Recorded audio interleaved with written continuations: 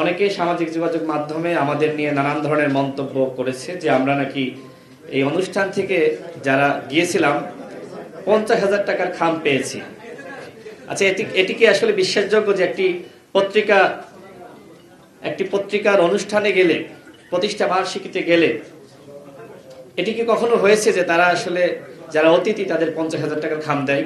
নানানভাবে প্রপাগান্ডা চলছে যে আমরা প্রথম আলোর দালাল। আপনারা নিশ্চয়ই দেখেছেন যে সামাজিক যোগাযোগ মাধ্যমে কারা এগুলো করছে। এবং আরেকটি বিষয় যেটি আসলে আপনারা যেহেতু এখানে সম্পাদক এবং সাংবাদিক ভাইরা আছেন, গণ অধিকার পরিষদের নাম ব্যবহার করে কতিপয় ব্যক্তি এই ধরনের কর্মযজ্ঞে লিপ্ত রয়েছে। আমাদের দল গণ অধিকার পরিষদ নিবন্ধিত। আমরা সবসময় সাংবাদিকদের স্বাধীনতায় বিশ্বাস করি, গণমাধ্যমের স্বাধীনতায় বিশ্বাস করি। তবে একই সাথে এটি বলতে হয়, বিগত 15 বছরে গণমাধ্যমের যে ধরনের ভূমিকা রাখা দরকার ছিল সেটি কিন্তু রাখা সম্ভবপর হয়নি। এর পিছনে কি কারণ আছে সেটি অবশ্যই আমাদের খতিয়ে দেখতে হবে।